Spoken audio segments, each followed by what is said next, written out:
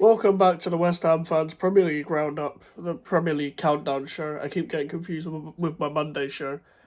Uh, this is a show where we talk about all 20 teams up until the Premier League starts. And you are seeing this video on the 2nd of August, and I am recording this on the 30th. Let me just check the date, 30th. So, any news in between those days that I've missed, obviously you'll know now why. That I haven't mentioned it in this video. Excuse me. Today we're talking about Manchester City, a team I'm actually quite fond of. I've been fond of ever since I was a kid, without even knowing the relationship between West Ham and Manchester City that has gone on for years. Manchester City are the champions, three-time champions, treble winners, 3 times in a row. We're the team that took over Manchester probably since 2012. And the rise of Man City, we all know about it. We all know the story. We all know how it happened. And they will continue to dominate for as long as Pep Guardiola is here. And as much as I mentioned in my Liverpool video that Liverpool will run them close, and Man City will win it. And I don't have any doubt in my mind that they will, because it's just they have the know-how now. They know how to rebuild squads, and Pep knows that even when it's going well, you have to rebuild. You have to build. But with Man City, because of the quality of their coach, not just money, because everyone has money, but because of the quality of their coach especially, they can rebuild very quick, because Pep is probably the best manager and coach that I've seen in my lifetime.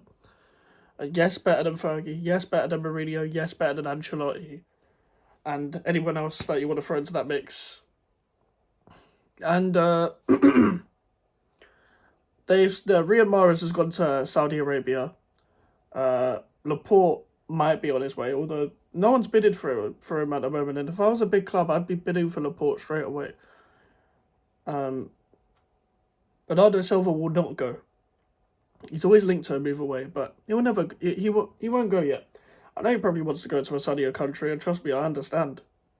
It's grey and rainy in England, and it's July and August, but he's not going to leave.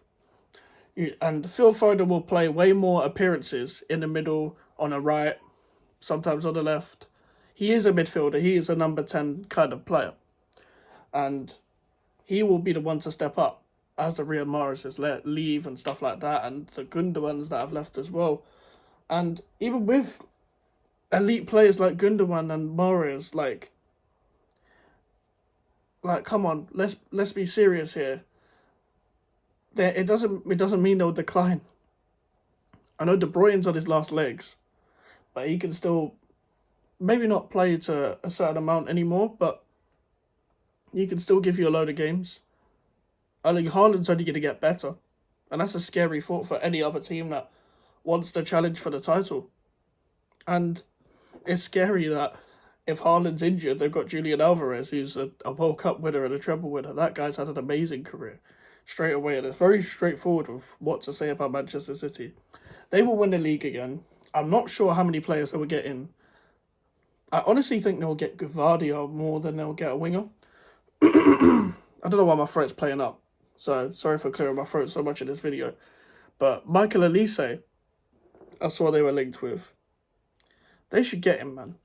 Pep can turn that guy into an absolute monster. That could be one of the best wingers to grace the Premier League if Pep gets his hands on him. I'm telling you.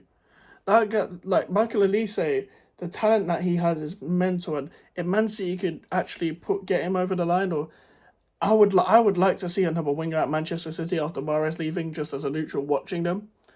And Michael Elise will give Haaland service. There's no doubt about it. Everyone takes time to settle in, but at the same time, Pep will develop these players into monsters. And I'm going to talk about things that. Here's the thing, yeah.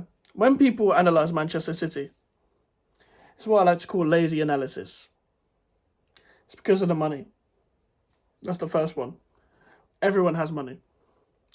It's because Pep just buys world-class players. Okay, name me a player that Pep bought that was already world-class before his coaching. You can't, because Kevin De Bruyne was at Wolfsburg. Haaland is a world-class finisher, not a world-class player. But he can't. But he will be. Trust me, he will be. He's gonna add more to his game. If you watch the Arsenal game where they battered Arsenal, even Haaland's link-up play was mental. He made De Bruyne world-class. He made Rodri world-class. I didn't know who Rodri was before Manchester City. I didn't know who Ruben Diaz was.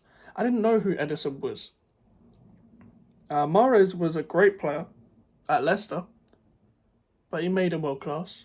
Jack Grealish is going to become world-class, and he's coming to the peak of his career, and he can still develop because it's Pep. Phil Foden will become world-class. He came through the academy. I didn't know who Julian Alvarez was before Manchester City. He will become world-class. To be fair, I knew who Laporte was, but I never watched him. But he was never world-class. Kyle Walker was never world-class at Tottenham, but at the same time, he was still a great player, an amazing player at Tottenham. He did so well for Tottenham. So that's another myth that people like to put on Manchester City, and people like to say, well, no one cares if City wins. Well, if you don't care, then don't put pressure on your club to go and challenge them if you're like a Man United fan or an Arsenal fan or a Chelsea fan, etc., or a Liverpool fan. Or nobody cares. I don't think that they care that you don't care. That's the thing. It's Manchester City. They can do what they want. They're going to win the league again. They're going to win trophies again. And they don't care what you think. Because they'll keep pushing it down and pushing it down. And there's another myth that I would like to bring up. It's not even a myth. It's like a play down in contributions just because the amount of squad depth that Manchester City has, and they're not doing it week in, week out because they keep getting rotated. That's not really fair to put that on the player. It's not really fair to put that on the player because then we can't rate any Manchester City player in any sort of elite bracket at the end of the day. And unfortunately, these are the stigmas that Manchester City get put down with. And it's because of the jealousy that runs around the league of other supporters. But can Man City do the treble again? They probably can. I don't pay attention to treble and quadruple talk usually, even when it was very likely that Manchester City were going to do it, because you never know what can happen.